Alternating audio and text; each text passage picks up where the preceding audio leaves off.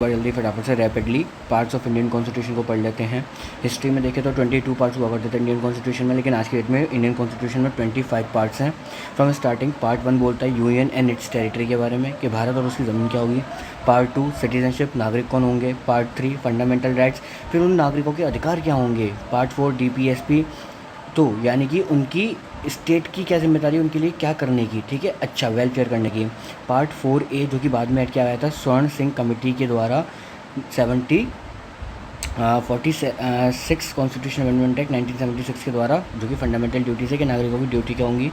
Part 5 union के बारे में बताता है। पार्ट 6 स्टेट राज्यों के बारे में। पार्ट 7 क्या कहते हैं स्टेट जो पार्ट बी में हुआ करते थे 238 आर्टिकल। पार्ट 8 यूनियन टेरिटरीज के बारे में बताता है। Part 9 panchayat. Part 9A municipality. Part 9B cooperative society. Part 10 schedule and tribal areas.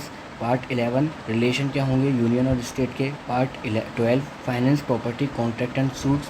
Part 13 trade, commerce and intercourse with in the territory of India.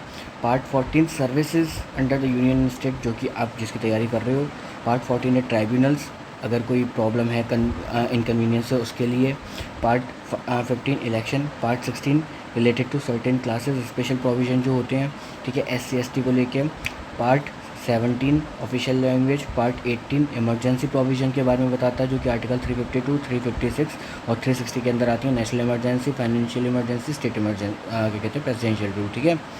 Part 19 जो है वो मिसलिनियस है। पार्ट 20 अमेंडमेंट के बारे में बताता है, आर्टिकल 368, ठीक है, जो कि हमें मेजोरिटी से करवाना पड़ता है। पार्ट 11 जो है वो टेम्प्रेरी ट्रांजिशनल स्पेशल प्रोविज़न है, जो कॉन्स्टिट्यूशन जब हमारा बना था तो हमने कौन कौन सा आर्टिकल मतलब ऐसे लगाए थे। उसके बाद पार्ट 12 शॉर्ट टाइटल के बारे में बताता है। Thank you.